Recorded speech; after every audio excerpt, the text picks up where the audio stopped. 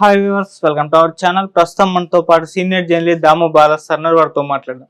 నమస్కారం సార్. నమస్తే సార్, కేసీఆర్ గారికి ఈడీ నోటీసులు ఇవ్వడం జరిగింది సార్. మరి ఏ కేసుకు సంబంధించి ఈ నోటీసులు ఇచ్చింది? మరి కవిత గారు లాగానే కేసీఆర్ గారిని కూడా అరెస్ట్ చేసే అవకాశం ఏమన్నా ఉందంటారా? ఇది కొద్దిగా ఆశ్చర్యకరమే. ఎందుకంటే ఇప్పటి వరకు కేసీఆర్ ప్రభుత్వంలో ఉండే అనేక స్కాములకు సంబంధించి ఆల్రెడీ రకరకాల స్టేట్ వైజ్ పరిశోధన అంటే ఇన్వెస్టిగేషన్ జరుగుతుంది. ఓన్లీ మనకి కాళేశ్వరం కుంభకోణం సంబంధించి మాత్రమే ఒక అది కూడా స్టేట్ అడిగితే ఒక రిటైర్డ్ జడ్జితో జరుగుతుంది దాని మీద. అయితే ఇప్పుడు మొన్న మనం ఒక టాపిక్ చెప్పుకున్నాం, అదేంటంటే గొర్రెల స్కామ్. తెలంగాణలో గొర్రెల పంపకానికి సంబంధించి కేసీఆర్ అది పెద్ద ఎత్తున ప్రమోట్ చేసిన స్కాము పథకం. ఆ పథకంలో దాదాపు 700 కోట్ల స్కామ్ జరిగిందనేది రేవంత్ రెడ్డి ప్రభుత్వం ఆరోపిస్తున్నారు. ఆల్రెడీ దానికి సంబంధించి ఇప్పటి వరకు 10 మందిని అరెస్ట్ చేశారు. అందులో పశుసంవర్ధక శాఖ మంత్రి అయిన తలసాని శ్రీనివాస్ యాదవ్ యొక్క ఓఎస్డి కళ్యాణ్ ఆయన్ని అరెస్ట్ చేశారు. రామచంద్ర నాయక్ సిఇఓ ఆయన్ని కూడా అరెస్ట్ చేశారు. వీళ్ళిద్దరిని కూడా కోర్టు పర్మిషన్తో నిన్నటి వరకు కూడా వాళ్ళిద్దరిని పోలీస్ కస్టడీలో ఉంచుకొని అనేక విషయాల్ని రాబట్టింది ఏసీబీ. దీనంతా కూడా ఏసీబీ చూస్తుంది, anti corruption bureau state.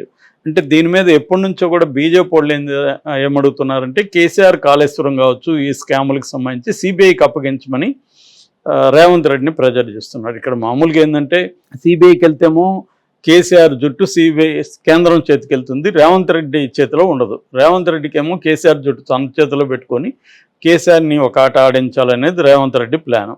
So ఇక్కడ ఈ క్లాష్ కనబడుతుంది. ఇప్పుడు ఆల్రెడీ పశుసంవర్ధక శాఖకు సంబంధించి కేసీఆర్ కూడా నోటీసులు ఇచ్చారు. అట్లాగే దీంట్లో మిగతా వాళ్ళని అరెస్ట్ చేశారు. తలసాని శ్రీనివాస్ యాదవ్ను కూడా అరెస్ట్ చేసే అవకాశం ఉంది. ఆల్రెడీ పవర్ సెక్టర్కి సంబంధించి కూడా ఛత్తీస్గఢ్ నుంచి ఎక్కువ రేటు పెట్టి కొన్నారు అని కేసీఆర్కు దాని మీద వివరణ ఇవ్వమని కూడా నోటీసులు వెళ్ళాయి. సో ఇలాగ మెల్లమెల్లగా ఎలక్షన్ అయిపోయింది కాబట్టి ఇప్పుడు ఈ స్కాముల్లో కేసీఆర్ని ఇరికించే ప్రయత్నం కనిపిస్తుంది మనకి. ఆల్రెడీ ఇంకొకటి టెలిఫోన్ స్కామ్ ఏదైతే ఉందో ఫోన్ ట్యాపింగ్ కేసు, దానికి సంబంధించి కూడా ప్రభాకర్ రావు ఇప్పటికి కూడా అమెరికాలో ఉన్నాడు. ఆయనకి బ్లూ కార్నర్ నోటీసులు జారీ చేసినట్టుగా తెలుస్తుంది. సో ఆయన రాగానే ఆల్రెడీ కేసీఆర్ పేరు దాంట్లో చెప్పించారు. ఈయన రాధాకిషన్ దాంట్లో ప్రముఖుడు. ఆయన ఆల్రెడీ ఆయన కన్ఫెషన్ రిపోర్ట్లో కేసీఆర్ చెప్తేనే మేము ఇవన్నీ చేశామని చెప్పాడు. బట్ కన్ఫెషన్ రిపోర్ట్ అనేది రేపు కోర్టులో చెల్లదు యాజ్ ఇట్ ఈజ్గా. ఈ కన్ఫెషన్ రిపోర్ట్ని బేస్ చేసుకొని 164 స్టేట్మెంటు ఈయన కోర్టులో ఇవ్వాల్సి ఉంటుంది మ్యాజిస్ట్రేట్ ముందు. మరి అది ఇవ్వడానికి ఆయన రెడీగా ఉన్నాడో లేదనేది తెలియదు మనకు. ఇప్పించే అవకాశం ఉంది. వీళ్ళల్లో ఎవరినో ఒకరిని అప్రూవర్గా మార్చే, ఒకరినో ఇద్దరినో అప్రూవర్గా మార్చే స్కీమ్ కూడా జరుగుతుంది. సో అంటే కేసీఆర్ చుట్టూ కేసుల వలయంని పన్నుతున్నాడు రేవంత్ రెడ్డి.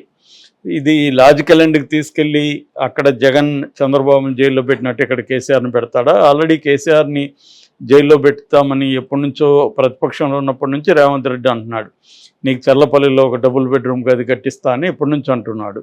వచ్చిన తర్వాత కూడా ఇటు కేసీఆర్, కేటీఆర్, హరీష్ రావు ముగ్గురిని కూడా జైల్లో పెట్టిస్తా అని చెప్తున్నాడు. సో ఇది నిజంగానే జైల్లో పెట్టించే వరకు అంటే ఇది లాజికల్ ఎండ్కి తీసుకెళ్తారా, లేదంటే ఓన్లీ వాళ్ళని బెదిరించి వాళ్ళని సరెండర్ చేయించుకునే కార్యక్రమం చేస్తున్నాడా రేవంత్ రెడ్డి అనేది తెలియదు మనకి ఇప్పటివరకు అయితే. ఇప్పుడైతే సీరియస్గానే ఉంది. సో ఈ కాంటెక్స్ట్లో సడన్గా ఈడీ ఎంటర్ అయింది. మామూలుగా ఈడీ అంటే మనకు తెలుసు, అనేకసార్లు చెప్పుకున్నాం ఈడీ ప్యాటర్న్ ఎలా ఉంటుంది అనేది. సో ఇప్పుడు ఈ గొర్రెల స్కామ్లోకి ఈడీ ఎంటర్ అయ్యి దీంట్లో డబ్బులు ఇన్వాల్వ్ అయింది కాబట్టి మామూలుగా ఈడీ ఎప్పుడు ఎంటర్ అవుతుంది? ఎన్ఫోర్స్మెంట్ డైరెక్టరేట్ ఈడీ అంటే ఈడీకి ఉన్న ఇదేంటంటే ఆర్థిక నేరాల్లో ఈడీ ఎంటర్ అవుతుంది. అంటే ముఖ్యంగా మనీ లాండరింగ్ అనే దాని మీద కూడా నేను 2-3 వీడియోల్లో డీటెయిల్గా చెప్పాను. మనీ లాండరింగ్ అంటే బ్లాక్ మనీని వైట్ చేసుకునే ఒక పద్ధతి. సో లాండరింగ్ అంటే క్లీనింగ్ అనమాట. అంటే డర్టీ మనీని క్లీన్ చేస్తాం కదా, దానికి మనీ లాండరింగ్ అని పేరు పెట్టారు. సో ఇటువంటి ఒక మనీ లాండరింగ్ ఈ గొర్రెల స్కామ్ 700 కోట్లు కాబట్టి ఇందులో బ్లాక్ అండ్ వైట్ చేసుకున్న స్కీము జరిగింది. అంటే బేసిక్గా ఏంటంటే గొర్రెలు లేవు, లబ్ధిదారులు లేవు, కానీ పేపర్ మీద గొర్రెలు ఉన్నట్టుగా, గొర్రెల్ని కొన్నట్టుగా, గొర్రెల్ని సప్లై చేసినట్టుగా ఇదంతా జరిగిందనమాట. దీంట్లో ఆ డబ్బులు మారింది. అందుకని పిఎంఎల్ఏ ఏదైతే ఉందో prevention of money laundering act అది. సో ఆ యాక్ట్ కింద ఈడీ ఇప్పుడు పశుసంవర్ధక శాఖకు నోటీసులు ఇచ్చింది. సో దాదాపు 10 రకాల అంశాల మీద వివరణ అడిగింది. అంటే గొర్రెలను మీరు ఎక్కడి నుంచి కొన్నారు, ఆ కొన్న ఏజెన్సీ ఎవరు, దానితో మీకున్న అగ్రిమెంట్స్ ఏంటి, ఎన్ని గొర్రెలను ఎప్పుడెప్పుడు ఏ ఫేజ్లో ఎలా కొన్నారు, తర్వాత వాటి లబ్ధిదారుల వివరాలు ఏంటి, జిల్లా వైద్యుగా ఏ లబ్ధిదారులకు ఎంత అందించారు, వాటి బ్యాంక్ అకౌంట్స్ ఏంటి, సో వాళ్ళ అడ్రస్లు ఏంటి, ఇవన్నీ అడిగారు. అంటే క్లియర్గా వీళ్ళేమో ఫేక్ బినామీ వాళ్ళని చూపించారు. ఎవరో ఎల్లయ్య పుల్లయ్య అదయ్య అని చూపించేసి వాళ్ళ పేరుతో డబ్బులు ఇచ్చినట్టుగా ఒక ఫేక్ అకౌంట్లోకి వెళ్ళిపోవడం, మళ్ళీ ఆ అకౌంట్ నుంచి రకరకాల పద్ధతుల్లో వేరే వాళ్ళకి వెళ్ళిపోవడం ఇలాగా జరిగిందన్నమాట. దీనికి సంబంధించి ఒక పక్క ఏసీబీ చేస్తుంది.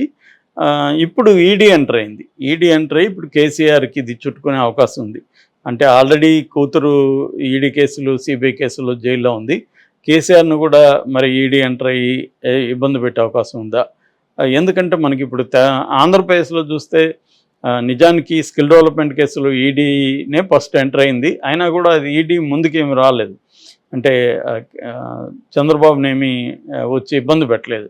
కానీ జగన్ ద్వారా బీజేపీని జయించిందన్న వెర్షన్ కూడా ఉంది. ఎందుకంటే బీజేపీ చంద్రబాబుని తన కూటమిలోకి తీసుకొచ్చేదానికి ఒక ప్రెజర్ చేసింది. ఆయన ఇటు ఇండియా కూటమికి వెళ్లకుండా కేసులు పెట్టించి జగన్ ద్వారా జగన్ని ఒక భూతంలాగా చూపించి, సో జగన్ నుంచి రక్షణ కావాలంటే బీజేపీ రక్షణ కావాలి, మనకు బీజేపీ పంచం చేరితేనే జగన్ నుంచి రక్షణ అన్న ఒక అట్మాస్ఫియర్ని చంద్రబాబుకి బీజేపీని క్రియేట్ చేసిందన్న ఒక వెర్షన్ అయితే ఉంది. ఇప్పుడు అలాగే కేసీఆర్ని కూడా ఇబ్బంది పెట్టే అవకాశం ఉందా? ఎందుకంటే ఇప్పుడు వాళ్ళకి లాస్ట్ ఎన్నికల్లో తీసుకుంటే వాళ్ళకి కేవలం 4 ఎంపీలే ఉన్నాయి. ఇప్పుడు 8 వచ్చాయి. వాళ్ళకి ఒక ఉత్సాహం వచ్చింది ఇక్కడ. అంటే 4 నుంచి డబుల్ అయింది, 8 వచ్చాయి. కాబట్టి నేను 8 పక్కన 8 చేర్చి 88 అసెంబ్లీ సీట్లు తెచ్చుకుంటామని ఆల్రెడీ బండి సంజయ్ స్టేట్మెంట్ ఇచ్చాడు. సో అందువల్ల వాళ్ళు సౌత్ ఇండియాలో తెలంగాణ తర్వాత వాళ్ళకి ఎట్లాగో ఆంధ్రప్రదేశ్లో చంద్రబాబుతో పొత్తుంది కాబట్టి అక్కడ మొత్తం ఒక 21 ఎంపీలు ఉన్నారు, 3 పార్టీలు కలిపి. Chandrababu plus Janasena plus BJP కలిపితే ఆంధ్రప్రదేశ్ నుంచి 21 ఎంపీలు ఉన్నారు. కాబట్టి అది బ్రహ్మాండమైన ఇదే. ఈవెన్ జగన్ కూడా వాళ్ళకి అవసరమైతే ఇస్తాడు. 25కి 25 ఉన్నట్టే ఆంధ్రప్రదేశ్లో. తెలంగాణలోనే వాళ్ళకి ఓన్లీ 8 ఉన్నాయి 17లో. సో ఇంకా 9 లేవు. 8 కాంగ్రెస్ దగ్గర ఉన్నాయి, 1 ఎంఐఎం దగ్గర ఉంది. సో ఈ కాంటెక్స్ట్లో ఇక్కడ ఈవెన్ కర్ణాటకలో కూడా వాళ్ళకి గతంతో పోలిస్తే కొన్ని సీట్లు కోల్పోయినారు. ఇంకా తమిళనాడు 0, కేరళలో 1 సీట్ వచ్చింది. సో అందుకని వాళ్ళు తెలంగాణ మీద వాళ్ళకు నెక్స్ట్ స్టెప్ ఫోకస్ చేస్తున్నారు. ఎందుకంటే ఇట్లా ఆంధ్రప్రదేశ్లో ఇదే కూటమి 2029లో కూడా కంటిన్యూ అవకాశం ఉంది. సో ఆంధ్రప్రదేశ్లో ఒకవేళ అక్కడ కూటమి ఒకవేళ చంద్రబాబు ఏమన్నా ఇబ్బంది పెట్టి పక్కకు వచ్చినా వాళ్ళకి పవన్ కళ్యాణ్ ఉంటాడు కాబట్టి ఇబ్బంది ఉండదు. చంద్రబాబు కూడా బయటకు వచ్చే అవకాశాలు ఇప్పటికైతే ఏ రకంగానూ కూడా లేవు సమీప భవిష్యత్తులో కూడా. ఎందుకంటే పవన్ కళ్యాణ్ కూడా చాలా ఇంపార్టెన్స్ ఇస్తున్నాడు, మోడీకి కూడా ఎంత ఇంపార్టెన్స్ ఇచ్చాడో మనం చూసాము. సో చంద్రబాబు ఇప్పుడు బయటకు వచ్చి ఎప్పటికిప్పుడు ఇండియా కూటమి వైపు కూడా వెళ్ళే అవకాశం లేదు. ఒకవేళ ఇండియా కూటమి రేపు ఫెయిల్ అయ్యి మళ్ళీ బీజేపీ అధికారంలోకి వస్తే చంద్రబాబు మళ్ళీ ప్రాబ్లమ్స్ వస్తాయి. అందుకని చంద్రబాబు ఆ రిస్క్ తీసుకోడు. రెండోది, ఇది బాగానే ఉంది, వాళ్ళు మనకు అనుకూలంగా అన్ని పనులు చేయకపోవచ్చు, ఏదేమైనా మనకు సపోర్ట్ ఉన్నారు, మన అధికారంలో ఉన్నాం, మళ్ళీ అధికారంలోకి రావడానికి ఇది హెల్ప్ అవుతుంది అనేది చంద్రబాబుకు ఉండే అండర్స్టాండింగ్. ఆయనకి స్టేట్ ప్రయోజనాల కంటే కూడా తన ప్రయోజనాలు, తన పార్టీ ప్రయోజనాలు ముఖ్యం. ఎవరికైనా చెప్పేది అలా చెప్తుంటారు, స్టేట్ ప్రయోజనాలు, దేశ ప్రయోజనాలు అని. సో ఈ కాంటెక్స్ట్లో ఇక్కడ వాళ్ళకి ఫోకస్ చేస్తున్నారు తెలంగాణలో ఫోకస్ చేస్తున్నప్పుడు వాళ్ళ మామూలుగా బీజేపీ వ్యూహం ఎక్కడైనా కూడా ఒక బలహీనమైన పార్టీని టార్గెట్ చేస్తారు వాళ్ళు. అది మిత్రపక్షం కావచ్చు, శత్రుపక్షం కావచ్చు. బలహీనమైన పార్టీని టార్గెట్ చేసి ఆ పార్టీని తొక్కేసి ఆ పార్టీలోకి ముందు వస్తారనమాట. ఆ పార్టీ ప్లేస్లోకి వచ్చిన తర్వాత రెండో పార్టీతో ఢీకొంటారు. అలాగే ఇప్పుడు ఇక్కడ కాంగ్రెస్ని వాళ్ళు ఏం చేసే పరిస్థితి లేదు కాబట్టి బీఆర్ఎస్ ఆల్రెడీ బలహీనపడిపోయింది. ఇప్పుడు మనం చూసాము బీఆర్ఎస్ 0కి పరిమితం అయింది ఎంపీ సీట్లలో. ఈ పరిస్థితి ఎప్పుడు లేదు బీఆర్ఎస్కి. సో అందుకని ఆల్రెడీ బీఆర్ఎస్ నుంచి కొంతమంది కాంగ్రెస్లో, కొంతమంది బీజేపీలోకి జంప్ అవుతున్నారు. సో కేసీఆర్ని ఇప్పుడు కేసుల్లో కానీ ఇరికిచ్చి కేసీఆర్ని కూడా అరెస్ట్ చేసిస్తే ఇంకా కేటీఆర్, హరీష్ రావులే ఉంటారు. వాళ్ళిద్దరిని ఇబ్బంది పెట్టడం కష్టం కాదు. సో ఆ రకంగా బీజేపీలో బీఆర్ఎస్లో ఉండే వాళ్ళని, బలమైన వాళ్ళందరినీ బీజేపీలోకి తీసుకురావాలి. ఇది ఈ పని ఆల్రెడీ బీఆర్ఎస్ నుంచి బీజేపీలోకి వచ్చిన నాయకులు కొంతమంది ఉన్నారు. వాళ్ళకి అప్పగిస్తున్నట్టు, ఈటెల రాజేందర్ లాంటి వాళ్ళకి అప్పగిస్తున్నట్టు చెప్తున్నారు. సో వాళ్ళు బీఆర్ఎస్లో ఉన్న వాళ్ళని బీజేపీలోకి తీసుకొచ్చే కార్యక్రమం. ఈ కేసులు పెట్టి వీళ్ళు అరెస్ట్ చేస్తారు లేదు పక్కన పెడితే, ముందు ఆ వాతావరణాన్ని తీసుకొస్తారు, ఒక భయానక వాతావరణాన్ని. సో బీఆర్ఎస్ ఇంకా మనకు వేస్ట్, మనం బీజేపీలోకి కాంగ్రెస్లోకి వెళ్ళిపోదాం అన్న ఒక మూడు తీసుకొస్తారు. ఇప్పుడు కూడా బీఆర్ఎస్ ఓటే బీజేపీకి ట్రాన్స్ఫర్ అయింది.